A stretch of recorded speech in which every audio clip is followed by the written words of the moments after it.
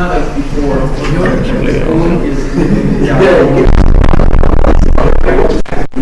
now it will start.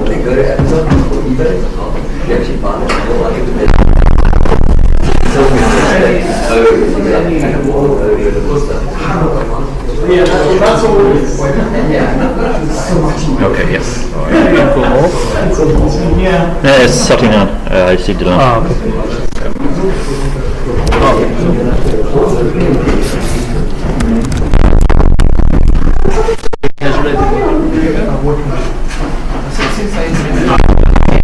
That's not my Windows.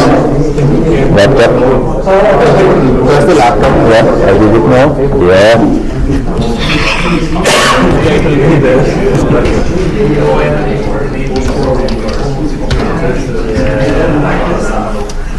40 hours.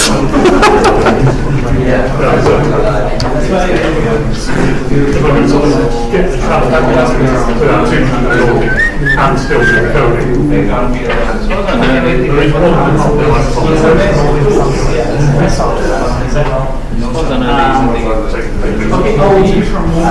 so I'm not sure if it's any space.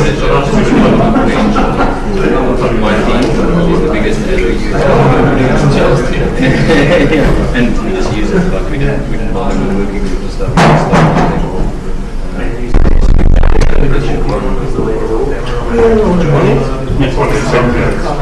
Just say start again. Yeah, it can down. Yeah, that's what. Okay, guys? Can we start? It was very good sessions. I think there was a lot of knowledge that was banging our heads. I'm very impressed. I have a talk about ACANet, which is an actor system. I will try to give a closer look about actor system. Did anyone of you is using actor system so far, ACA or other?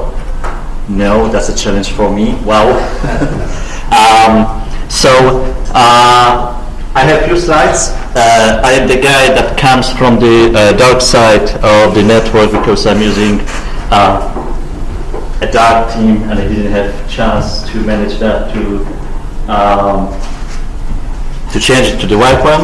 The other thing is I'm using Linux and .NET, which is a fact that I'm a child of the sentence that Microsoft loves Linux.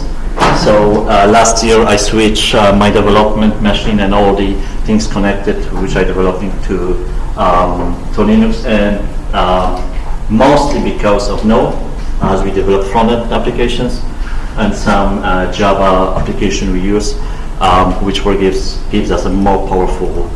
We just use more metal that we can extract. So. 3 hours a day on NPM install. Sorry? You said you say 3 hours a day on just NPM install problem.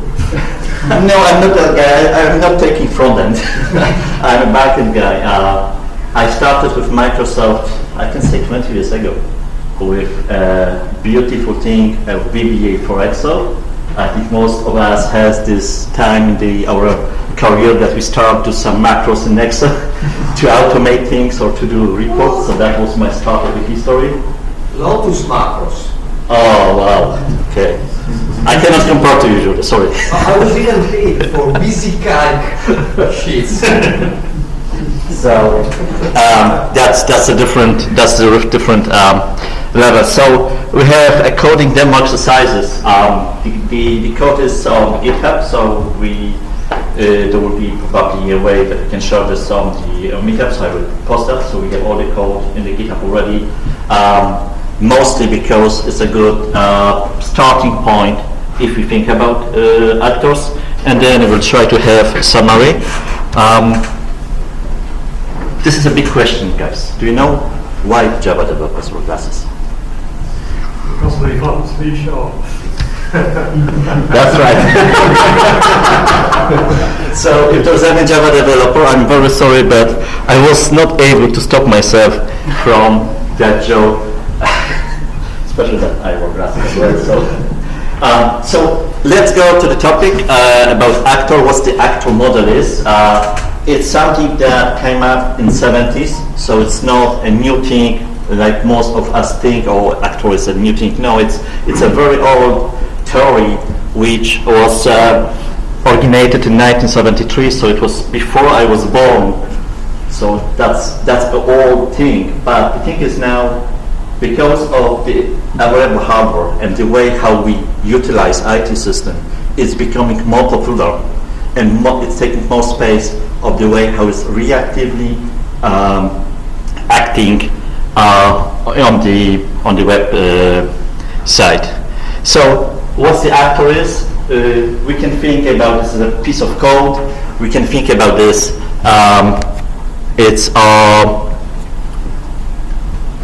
Excuse me.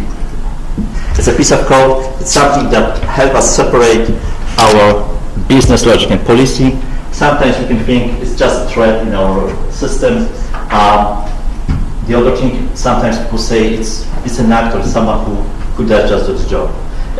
One of the examples when I was trying to understand the actor model and the way how they communicate, there was an example that you get an email in your Outlook or Office, whatever, and it's like, please prepare a report.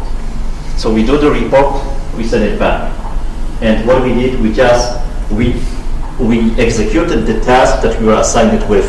And that's something we can think about actor as a kind of a personality that does the job, and that's all. And then we can need it or kill it. That's the other thing, right?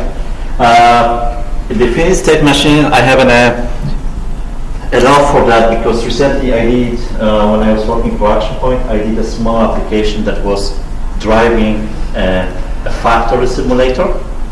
And the idea was I use actor system to control that. And we had a small gist of the code for that. Just to mention something here, because there might be students, and we had a game this morning, and the actors are widely used in online multiplayer games as well as a concept. Mm-hmm. So this is the Carl Heavy's definition. This is the creator of the actor system. I really love the three axioms that we have mentioned here. So an actor can create an actor, can send message to the actor that he knows. This is very interesting. I cannot send message somewhere. I need to know what's my destination. So if I want to send a letter, we need to know an email address to our recipient. And the third is designate how should handle the message. So I'm receiving a message, and I can process the message, I can skip the message, or I can just say, oh, I don't like it, and I can do throw an exception or whatever we have. Like if you get a message, eat some beans, and you hate beans, you just say no, I will throw it. Yeah. Okay. So the thing is, if we think about the computation, we have a processing. So we have some power. We can process the data. Like we get a string, we need to add something to the string. We have a storage, so after receives data, it has an internal state, okay, and it's also communicate with the other points in the system, okay. So let's go to the basics. This is another tool here, because most people love the zero-based thing. We have 4 actor operations defined. It's outside the actor, because we as a developers, we need to define the actor. So that means what the guy will be doing, okay? Then we need to create it. Then we need to send a message. Then the actor could become something.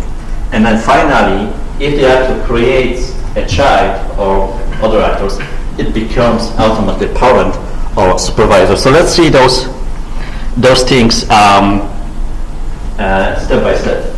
Okay? So if we're thinking about actor, we need to think what will be the guy's responsibility. What's the role? What's the function, or what the model, or what the data processing? How the actor will handle its own state.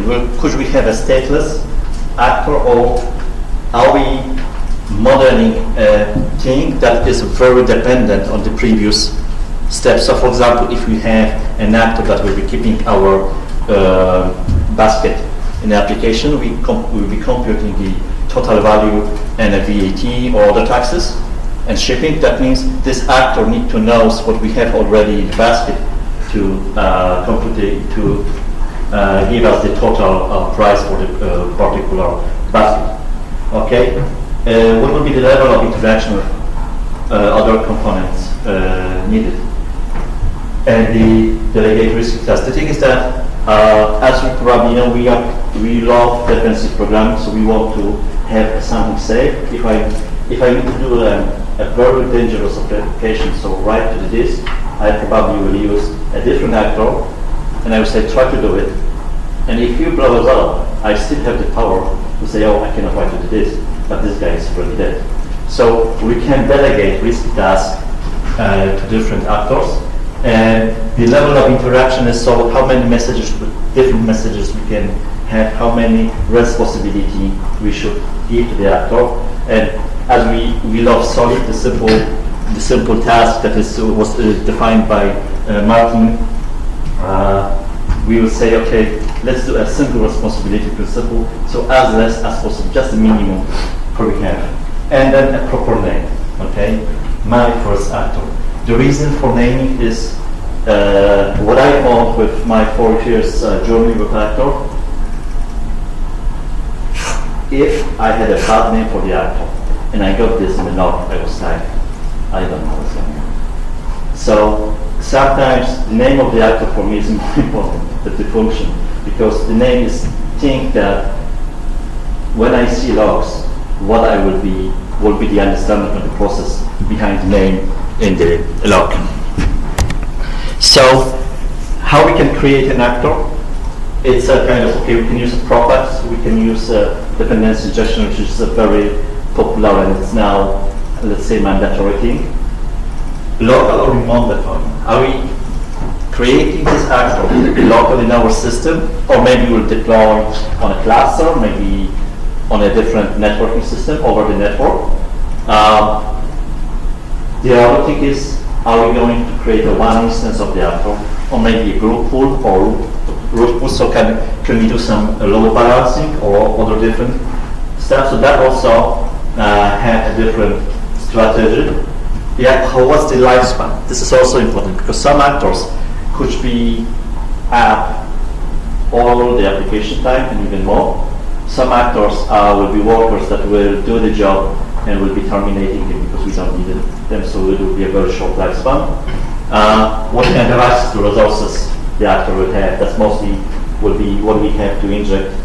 And do we need to have a pre-start, post-start action cleanups? Because actor, when it starts, we need to know, we need to give him a role, we need to say something. So we'll see in examples how we can manage that. Okay. So this is a very interesting thing, because if we do a class and we have a function, the function sits there to the place when a caller of the place we just use the function. It's very similar to an actor. We create an actor and the actor waits for a message. Okay, it's like I open my Outlook and I got my message, then I do something. Okay, if I don't have my message, I'm in link. Okay, it's a kind of wait. So the message is something unique for the actor system, and the other thing is it's a fuel for the actor system. Okay. The one important thing that the sending the message is like just fire and forward. Okay. There is two approaches. We can say we can pen a message to the actor, and we can ask. There's two patterns. We don't ask. We always tell. That's the most important thing. A way how we communicate with actors. The ask pattern. So when you ask actor for response, it's mostly used in a kind of a web servers when we have an interface between an actor system and other, let's say, world. So usually then we ask for the response.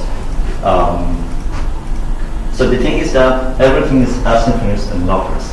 For me, I was not able to understand that unless I was running a process which was processing 500,000 of records in less than 12 minutes, and then I understood the power of the actor system, because there is no thread locking. I don't need to think about threads. Even in C#, when we are now focused, we think about the outputs. Framework gives us that for free. So the code that we write for one single instance on a mid instance looks exactly the same. We don't need to think about it. It's really impressive. And then the other said, I just already told that. So, okay.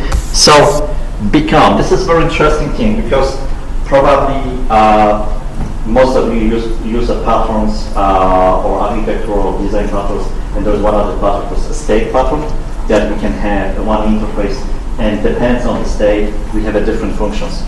So our actor can define its behavior after receiving a message, comparing it with his internal state, and say, okay, now I will be a red light, now I will be a green light, now I will be a switching, because he has some state internally, and it could handle messages in different way, depends on its own internal state. Is that then as part of the framework then? Sorry? Is that part of the framework then, the state machine?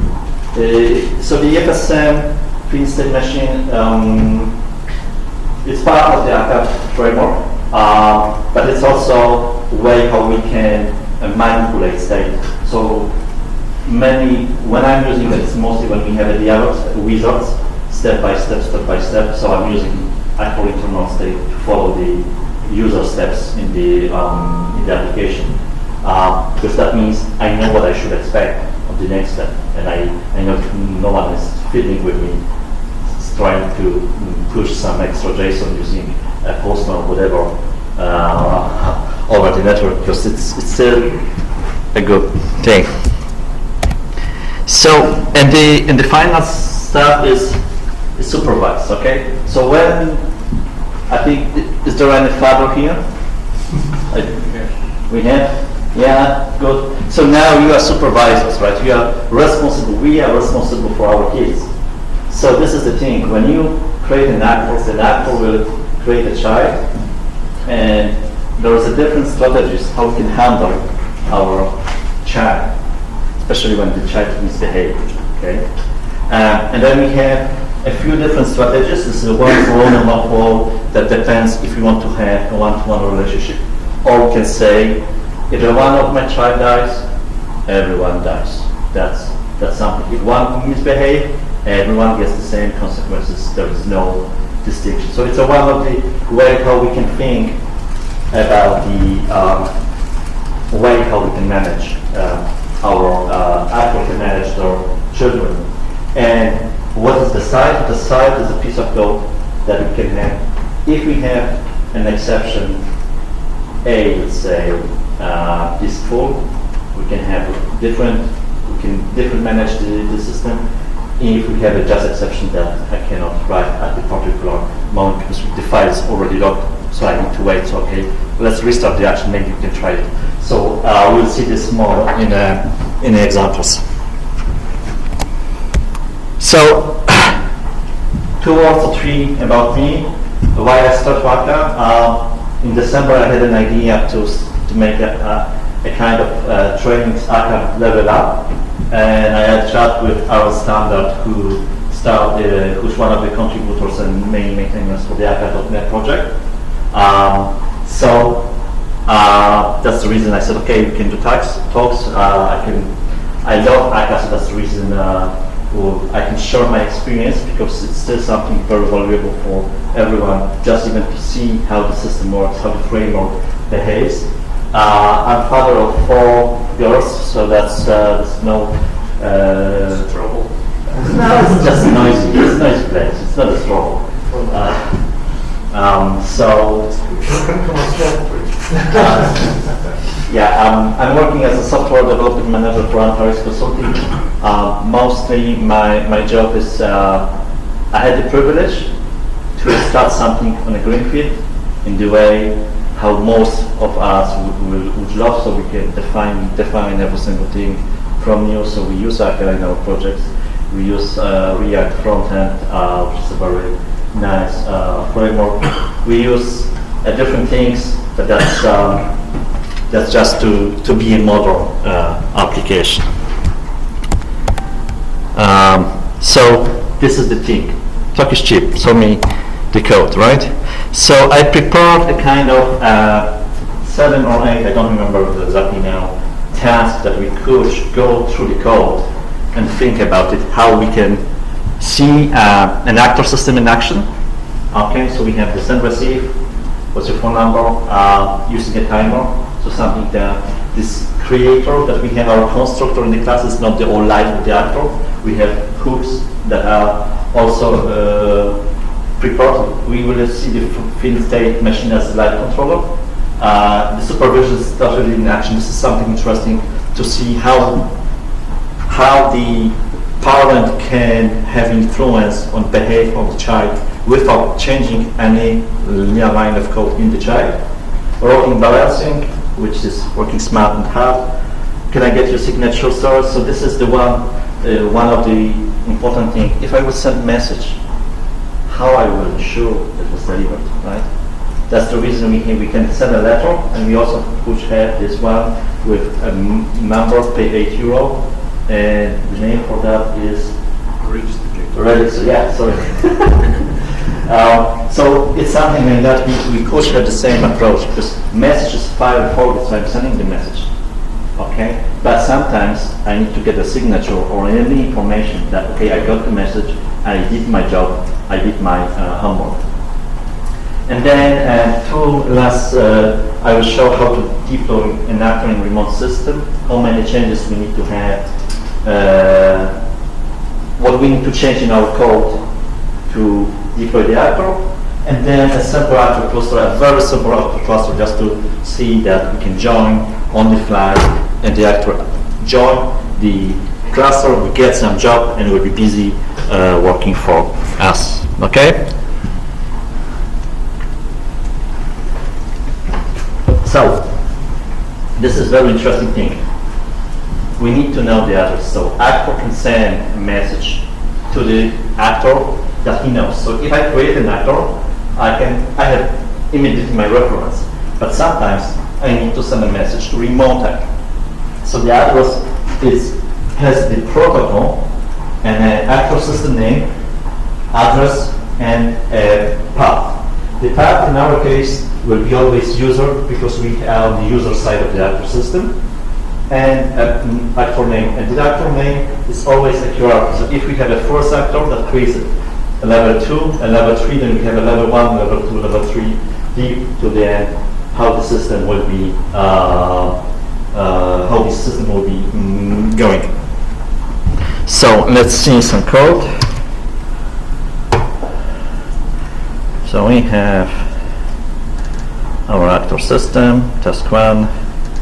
What we want to see is, no, one moment. I have a huge issue now. Okay. This actor. So what we have here, I have, let me do a trick, guys. Sorry for that. Bam, bam, bam. And the history is empty, so I'm screwed. Okay, no, sorry. That's the thing. The image was not refreshed. So what do we have? We have an actor Alice and an actor Bob. So Alice asks Bob for the authentication request. We then get response. She asks again, and we get another response. This is a very simple action from the actor point of view. The thing is that what we need to define, we say, okay, I'm using a receive actor type. There's many types, okay, but just focus on one thing at a time. We use receive actor, and what the receive actor gives us is this signature that we can have a message. So because we are in C#, we can use the strongly type object. So we have a generic method that we have a malware message as a signature. It could be anything here, string, object, whatever we can put in that area. But using a message that will give us, okay, out response, out request is something that for us allows us to understand what kind of message we can also have the payload sorry, in the message. So because we know the message, we know what kind of expectation we have. So how to test that? Because this is for me, that was a big challenge. How I can test an actor system, how I can test an actor itself. So AK comes with the actor test kit. AK system tests. And I'm extending that with the ID disposable, just to dispose every time between every test to avoid any noise. And what I will do, I'm killing the actor on the dispose. So this is the thing, and I will. So let's go to the test. So what we have here, we creating an actor. We're using a props. So this is the properties. We cannot instantiate the class that we have as actor itself, okay? Because it's direct from the receive actor, we'll get exception. So we need to wrap our actor to the props create, and then we need to say, hey, my system please create me an actor. So we have a reference, and then we are expecting a message. So when Alice is created,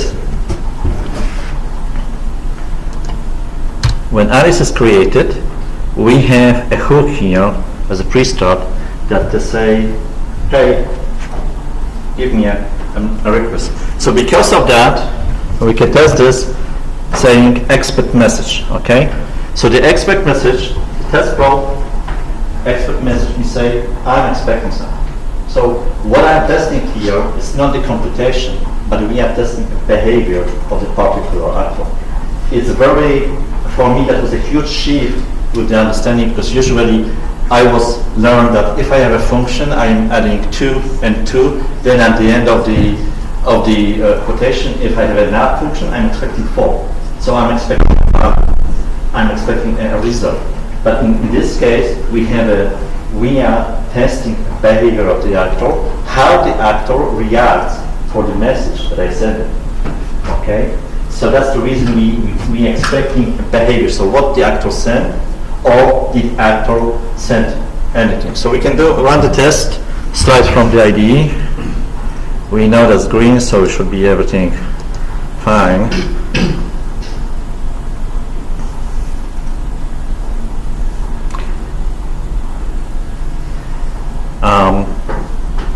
And then we can run another test. So what we are testing now, this is the second step, where we have an analysis actor. When it starts, and you say out response, we should get another response. So how it looks in the code, okay? So we are setting out response to Alice. Okay. So we receive out response, and then we say to the sender, which is very interesting now, another request. So the sender is the guy that sent the message to me. Okay, we have few predefined values. One of the value is a parent. Where is the parent? Select parent. So we have a parent. We have a sender, which is the guy that we know from the message. And the other thing is we also have a reference to the child, if the child is created, or if the child is give us as a reference, because in this case we have this as a reference. Okay, so that was the first thing. The second is the life cycle, right? So actor is not my whole life, the constructor. This is the phases that we have. We are starting the actor. There is some pre-start hooks. Okay, so we could have embed a code that will prepare the actor state or ask for extra information. Sometimes depends on the hierarchy. I was using the pre-start hook as asking a root actor which has had a fixed address to give me references to other actors. So I was getting a dictionary with actor references that I will have a chat with Then we have a post stop, which is very interesting and also in use, is the case that we can stop any other things. We can start a timer which will be sending or doing something, and if we don't send the timer, if the actor will don't stop the timer will be running. Okay, so we could get dead letters, which will be a message that was trying to deliver to someone who's already dead or there is no recipient. So that will just give us noise in the log system. The system will be going, but again, if we can reduce computing, reduce noise, then it's something that we can use in the post stop. Now something is the actor is going to restart, depends on the supervision strategy. If we are starting the actor, we can preset the internal values. So let's go for the task number 2. 40 hours, well,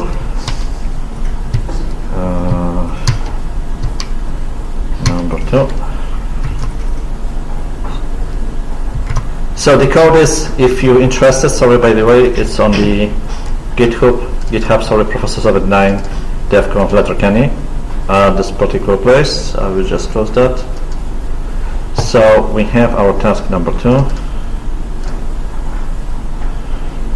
Okay, so what we have here, okay, scrolls down. We have a situation that Bob would say to us at some numbers, and then there will be a timer message which will be generated every second, and that will be a request for the report. So the manager, we can call him John, will be asking, he wants to get a computation on the report every single second. So we have a bot that is feeding Alice with data, and John, who is fed by Alice with the and every few seconds with the with the informations, right?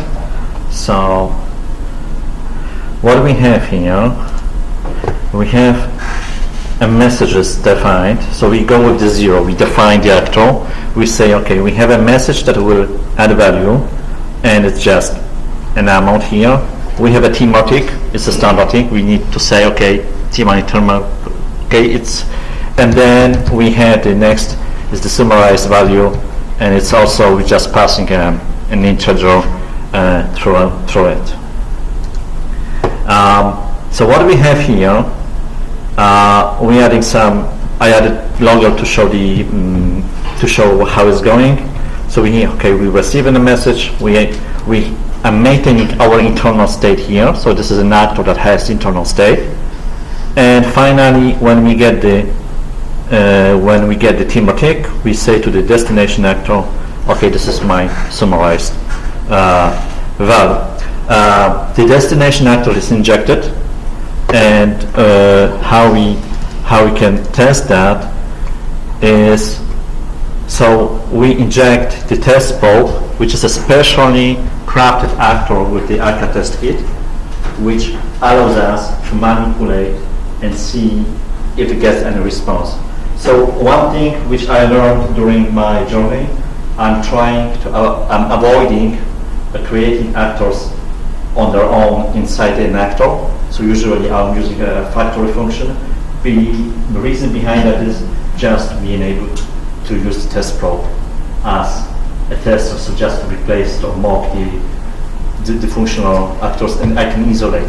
So we created an action, and we have so we didn't send any data to it, but because we used the pre-start hook, which gives us Alice Timmer actor, so we have the pre-start. Okay, this is a very interesting thing. We are sending a message, so we are waiting 5 seconds first. Okay, 5 seconds, just settling the system, and then after every second, we are sending from self this message to self, and also we have this cancel timer token. If we don't use that, the cancellation token, then the timer, even if you keep the actor, the timer will be still sending from self, so from this instance of Alice to this instance of Alice, the message, and that will be forever. So if you plan a system that will be running days, months, think about cancellation to stop all those messy things. We will see this in action. Yeah. Why are you using timers and not events? So this is a very good question. This, what I'm doing here, I'm telling to the system scheduler to send a message to Alice on every second. So from Alice's point of view, she has no timer. She'll get a message in her inbox every second, which is very important that she probably could not process every second, because if we get a million requests between those two guys and it will be processing, then the time between those calls will be not the exact a second. Okay, so a very good question. We use the system scheduler internal from the Akka system just to send a message. It's a kind of how we can call it. It's like subscribe to the message every second. It's like a subscription to get a message, because we can tell repeatedly. So every second we can tell once, which is also sometimes important to initiate something, or we can want to build a delay, a minute or 2 minutes or day. It depends on the system, and so we can say, okay, in one day, how we change your state, or you get a message, are you okay? Yes, I'm okay. So the system also could know that your remote actor is alive. So that's the thing. If you think our schedule is very, very deep, so I don't want to go to that details at the moment. So because we have .NET, we have our actor. So we can run the test from the console, but we also can run the test just using this smart approach. That will be number 4.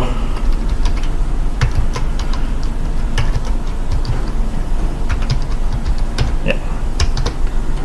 Where we are now? No, we are not here. CD actor test. No.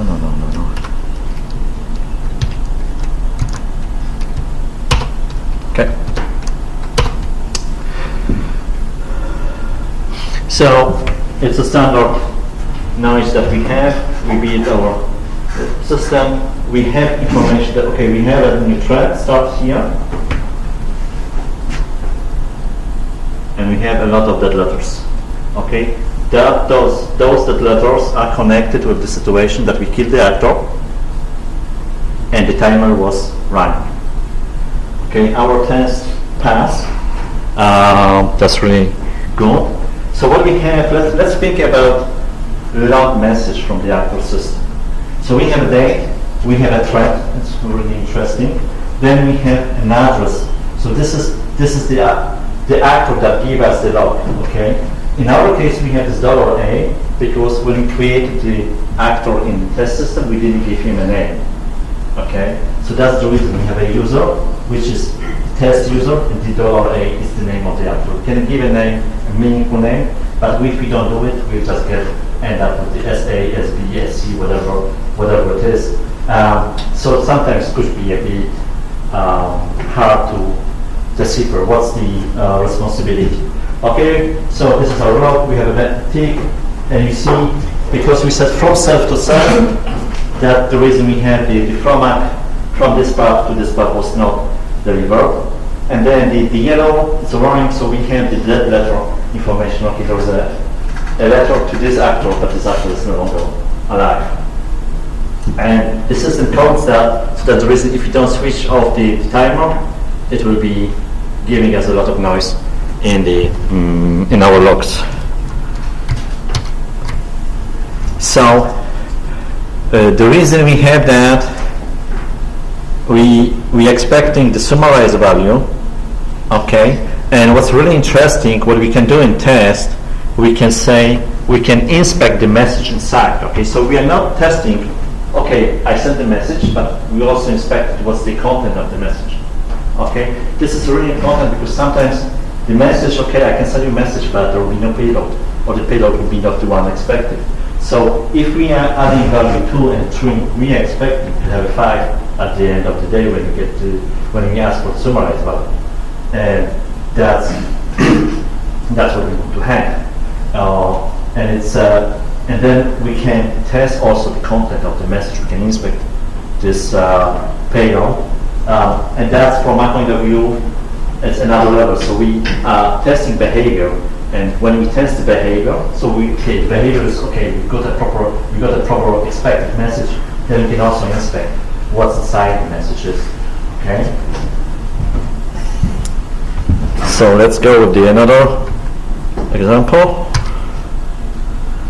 Windows 2, and when we have our presentation.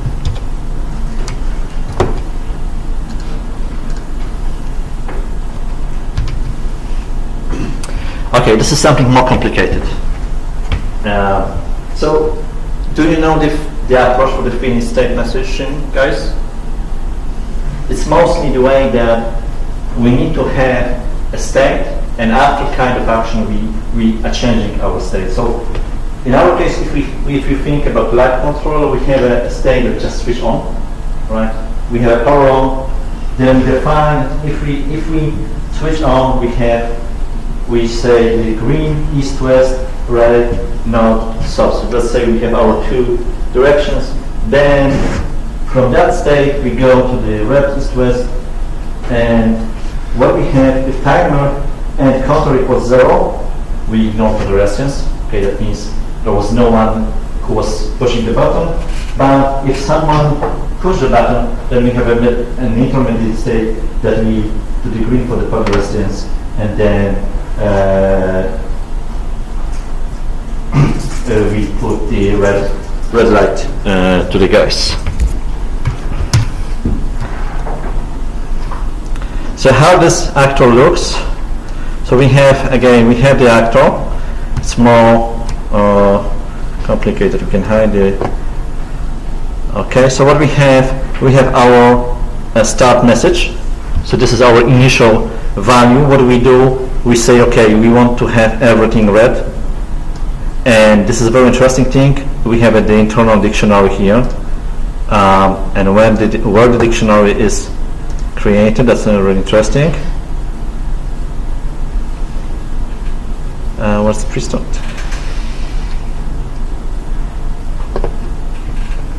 Okay, so that was something red. Oh.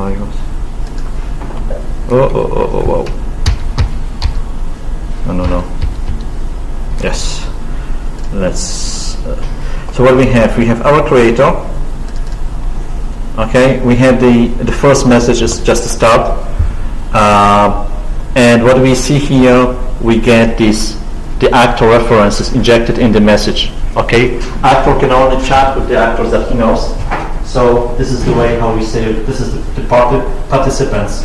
The references to the guys that we can chat with, and that could be dynamic for every single actor, but we need to provide that. So those 2 things. I can create an actor that I can chat with, or I will get that somehow, sending a message or by DI. So when we are starting the system, we say, okay, everything red, just to avoid any clashes, and we set our control to 0. And then we wait for a timer, and when we get a timer, we use this become state A. So we are switching our state to A, which gives us this. So we have east, west, green, and we have 2 messages. We can have a message that someone pushed the button, so we increase our control, or we get a timer. So it's a kind of a normal message. So when we do the timer, what we do, we go to state B, okay?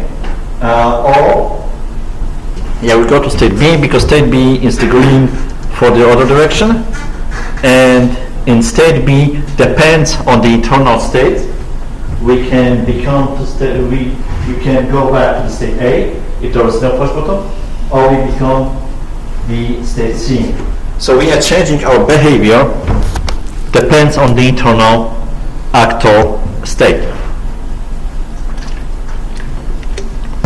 This is, from one point, very interesting functionality of the actor system, but from one point of view, it took me a lot of time to understand how I can use this functionality, because it's not easy and straightforward from the first point of view. Okay, I can change my behavior, right? So I can have a tie, right, and I will be the good guy. I could use a pistol and I will be the bad guy, something like that. But mostly because we have ability to control the state, and we are reacting on messages that we receive in a different way. This is the most important thing, that we receive the same messages, but because we are in different states, we are handling them differently. So it's like we have a different classes that will give us ability to control the state. This for me is mostly reduce the if statements that we have. If I'm in state A, then I can do something, or use case statements. It just simplifies the logic, because we know where we are. In normal code, we'll use the excuse me. We will use case statements. So what I will do, I will just run the test to see the flow. That's from the previous acro, so let's clear that.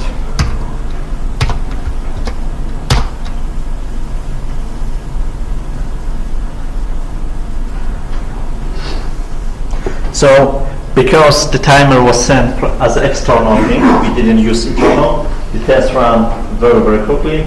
So we have this state, create, receive each one message, and we have all the test, and we also have information that we have a contour, so someone press the button, so we switch on the light for the rest. Okay. I've got a question about this one. So it looks like when your actor is instantiated, you have to pass it the other actors that deal with the different lines. So I'm not pausing the actor. So I am a one actor. Yeah. So I got my children in a message, so I know who I talk with, so I know where to send the messages. Yeah, so that's the bit I was asking about. So if I wanted to use this actor, I would have to construct the northwest light, the east-west light, and the pedestrian light actors. Yes. Send them in the properties into this actor. Yes. Yeah. So how we made it? Let's see the code. The test code. Okay. So in very beginning, I create this, guys. Okay. You put the test probe in. Yeah. So I just put the test probe everywhere. And in normal case, if we will use it in live scenario, then we have an actor NAS lights. Okay, so we have it for 3 different instances of the actor to fulfill that. And each one of those would wait to listen to messages to say switch on your light to switch on your light. Yeah. So again, that will be an interface for the low-level hardware for switching the lights to set the internal state. Thank you. So it's very interesting. This is supervision strategy. What we can do in this guy misbehave or have an exception. It's a normal thing in our programming. We never know if there are some resources will be accessible. And let's see how we can handle that. So this is task number 4. And I will go straight from the test, guys, just to see what we have here. Okay. So what we have first, we have the restarting actor. Okay. What we say, we are creating the child.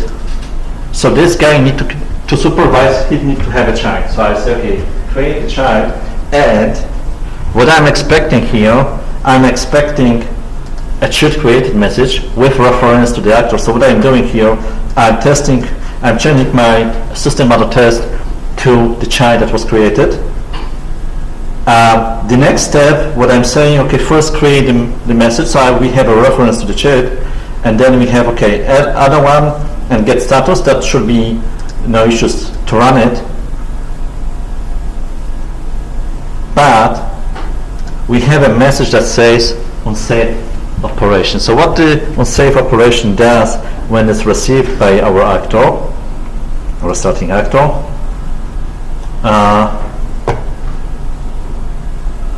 sorry, the base actor, this is the guy. So when he gets this unsafe operation, it just blows up, okay? So we are throw exception. So the thing is that, as I said, the actor, the base actor, behaves differently because of different supervision strategies that we have in the parent. So our restarting actor said we have a one-for-one strategy, restart, okay? What that means for the actor state, it's like reset the actor, so I lose my state. If I have any state, any values, I'm losing it, but I'm okay, I'm really okay. I failed on this task, but I can take another message without any issues, okay? So that means from the system point of view, we don't handle try-catch, there is no try-catch here. It's done by the framework for us. So let's see how it works. Restarting actor test. So we get the unsafe operation, we add an on, so we should expect, because we are starting, that the expected value is 1. So let's run the test and see how it goes. So we have a success here.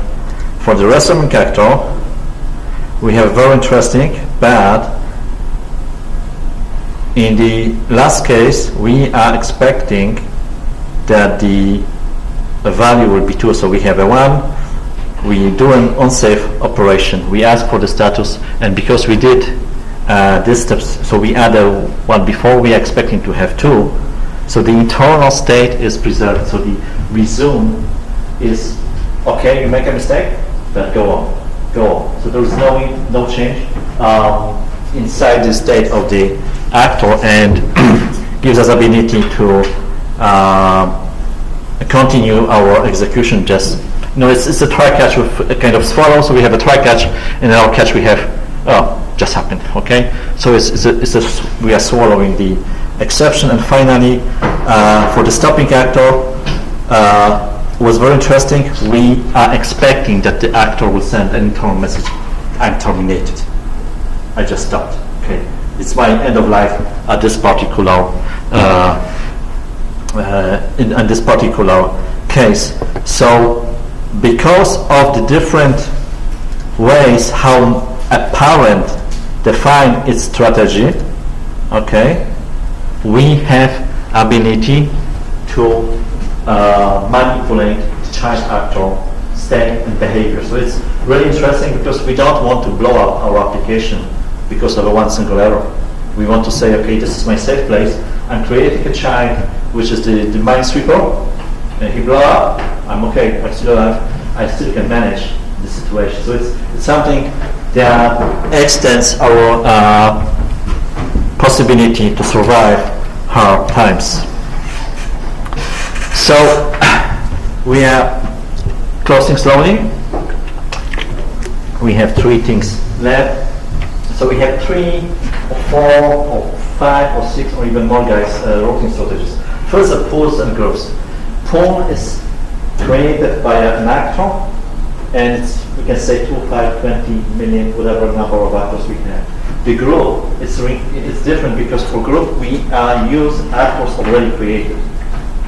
So the difference is that when we create a pool, the system will create the onboarding actors for us. If we have a group, we need to provide the actors that will be used in the group. That's the difference between them. Then we have a round robin, scatter gutter, and consistent hashing. Round robin is a very easy strategy. It's just I'm giving a task for every single person.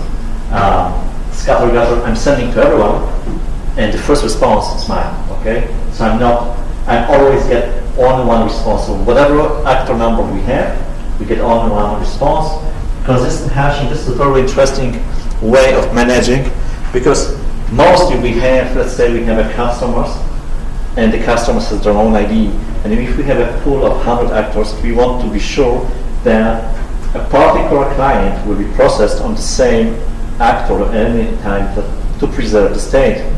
So that gives us the consistent hashing approach, we can hash by ID, and we don't know which actor will receive the particular client, but when the particular client will land in the actor, let's say B, it will be always landing in this particular place. That gives us the opportunity to say, okay, we have a hashing algorithm, so we know that this guy will be processed in the same place every time. So it's something like sticky session in the IIS. It's very similar to sticky sessions, but it's not a sticky session. It gives us the ability to process in a some place. So that's mostly way. So again, we have a base worker, guys, which receives iProcess data message.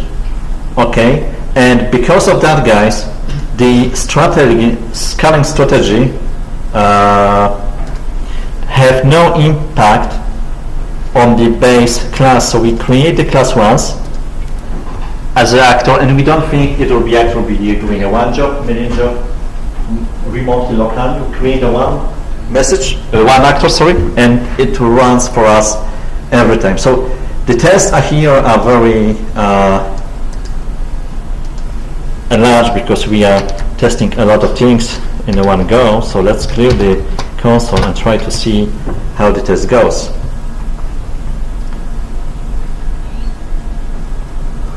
So what we have, we said this is the consistent hashing actor.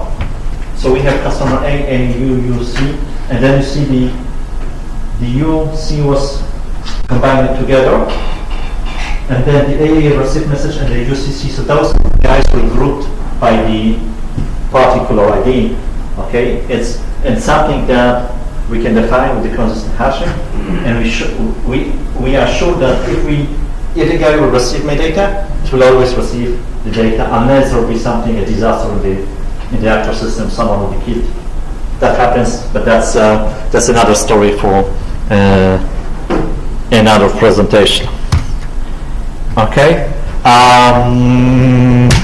So what we have now is sorry. Can I get a signature? So this is a very interesting thing because it's called the at least one delivery. What it gives that to us, task 06, sorry, right. Okay, so what are we thinking? We have an actor, which called this delivery actor, and this is a very nasty guy, okay? This guy is thinking,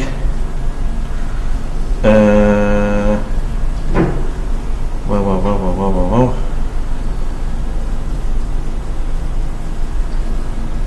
Where we are sending, we are positioning the message, and then the destination actor path is our actor. So this is a very nasty guy. Okay, he is responding only for 50% of his messages. He says we have just a tree, flip-flop, true, false. So the true, then we are responding. If no, I didn't get them. It's a kind of example how we can have a situation we try to deliver things, but without success. So what we have, this is covered by at least one delivery receive actor, which is a package of the ACA persistence.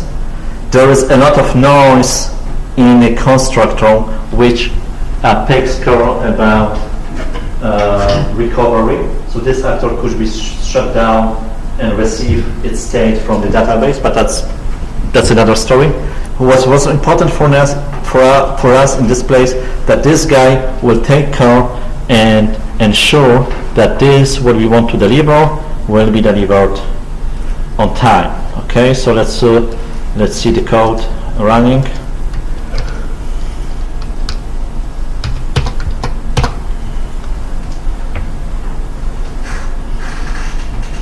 So what we see, the guy is saying true, false, true, false.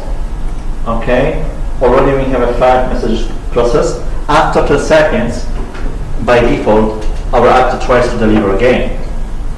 So it's retrying the messages. So we get another half, and then we get another half, and now we are finally waiting for the last message to deliver. and that's delivered in a time. So how logs this in a test? We have a very simple test. First we do the 10 messages here, and we ask him, okay, receive n messages, whatever that is, in a time of 50 seconds. Okay, so that's a simple way to ensure that the guy will see or receive, okay, I delivered, I know, I got that. All the other thing is job was done. So finally, we have ability to use our remote deployment. That's the next step, right? So we have a few questions. So do we need to change in an actor code? Nothing, because we write the code once and we reuse in every single circumstance. This is another, for me, a big thing. When we create an actor, which is its own functionality, we can deploy, run, and use the actor as we want, and the code will be never changed from the actor point of view. Is this complicated? A bit, but I will show that. And can we update actor remotely? So the thing is that because we are in C#, F#, and strongly typed language, it's a bit a problem because we have to have the same DLL on the remote side. In other languages, we can just send literally bytecode and it could update itself on its own. So in Erlang language, which is a base for actors, you can update an actor on the fly, and those systems are running for many years without restart. So this test will be more complicated. We need to cd to the cd not actor cluster deployment target, and then here let's go to cd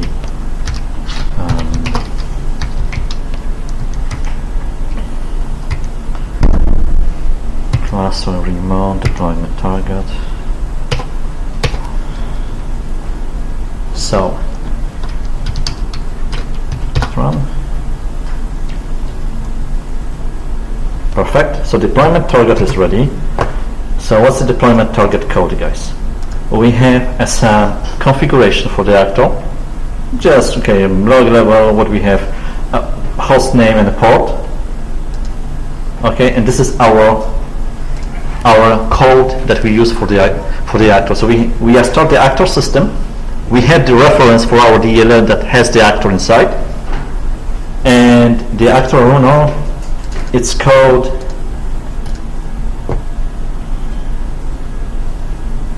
one moment.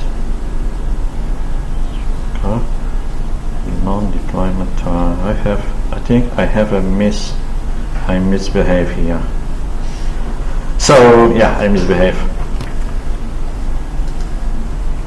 So in our case, what we have, we don't change the code. We have our props. We create at least one delivery, and we adding the extra setting to the particular actor. So in our case, we have a cluster pool, and we also add an extra settings to the crawler. What I will do, I will skip the demo for the remote deployment. I will use a cluster, which is a very similar thing, but it shows this how to behave in an actor. So we go here.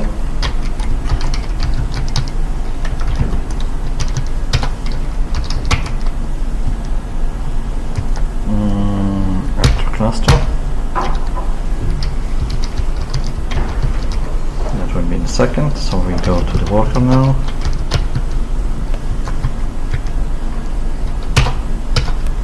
So we start the worker first. We start another worker. Okay.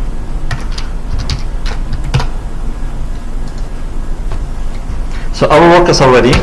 Now what do? We start cluster. So what we had, this guy had a timeout for the first time because the cluster was not retrievable. Now those two guys, they are getting jobs from a cluster. And let's say we are very, very busy and we want to spin another instance.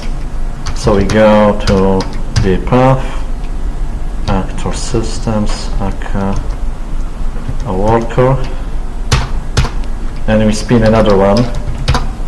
And this guy, as fast as he will get into the cluster, it will receive messages.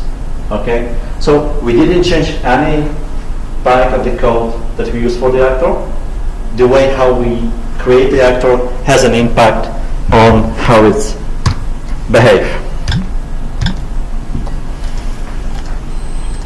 Okay, so that's my online resources is to get that connect into an actor. The slideshow I use for is from Aka, the Java, the GitHub repository is here. So do we have any questions, guys? Is there any particular reason why you chose .NET and Aka rather than Elixir, for instance? So So any particular reason why you chose to use .NET and Aka rather than going with Elixir or Erlang? mostly because my business is in .NET environment, so it's an easier implementation to use something that is in .NET for me and communicate with my standard SQL server and the old libraries I already know. Elixir, it's something on my list, and I love Elixir already. Read a few books. It's something that I would love to do. But again, there is a business logic that .NET gives us is we can create fast applications, and we don't think about those layers like SQL Server. We just use package, right? In Elixir, there is a lot of frameworks. I don't want to say that it's a hard thing, but it's mostly not towards the Microsoft way. So far, so good. And it makes crazy. The other thing, the entry level is if I'm a .NET developer and then I need to switch for something which is Elixir is a functional language. For most of us, it just blows our minds up. Then the entry level is high. With that, guys, I think it's a lot of things that we need to learn to use it, and it's a high entry level. And then we have the high entry level, and then we need to add language. So the entry level is at this empty space. So I think it will be faster, it will be more convenient, but because I need to maintain the code in the time, I will be not risking to specify in the area that there is no bunch of people that you just take a person from the street and you can do it. Most of us has the .NET experience. Elixir, Phoenix, all those beautiful languages, they are still specialized in a kind of low niche area. And speaking of functional languages, and considering that the code is the logic is mostly behavioral one, why didn't you use F# instead of C#? From my point of view, it doesn't matter. Okay, because again, I'm a C# person. I'm lazy. I don't want to add another level of entries. The thing is that there is no difference between the APIs between C# and F#. Most guys now, they love to do presentation for Aka in F#, but on the underlying logic and underlying APIs are done similar. They're the same because it's a .NET world, so we can use everything what we have. Yes? Would you use Aka for any system that your company builds, or do you try and apply some kind of fit-for-purpose analysis to see is there additional work of using Aka worth it for a particular requirement? So every framework we can treat as a tool. Sometimes we could use a hammer to kill a fly, and this could be a solution because we need to be sure that the fly is dead. But sometimes the overload and overhead with the actor system could be an unknown. So that depends.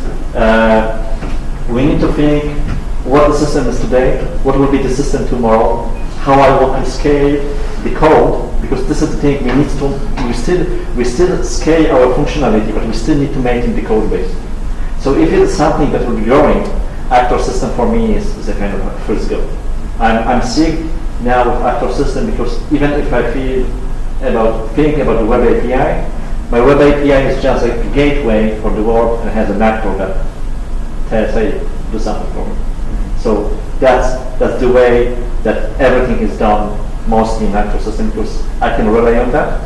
And if something goes wrong, there is a methods and procedures that we can recover or we can stop the system. The one thing is that when I start to do system, I always testing. I do when I use the supervision strategy, I use stop. The reason behind that is if something fails, I want to know that, right? In the production, we can restart, but when we test, like when stopped, why, what happened, what I didn't took into consideration, or whatever. So it's not an easy decision, but when you came to use it, 1, 2, 3, you will see the overhead of having an actor system is lower with the performance gain, scalability gains that you will get from that. Because as you probably saw, I don't need to think about threads, thread logs. The code is done by the framework for me, so it gives me the free hand just to have a simple process, and I don't need to think, oh, should I parallel for or maybe just for or whatever. Okay, thank you. Any other questions? No, thanks, great. So we'll break out for the lunch now. 40 minutes. We have a couple of sandwiches there. You can choose them and coffee and tea.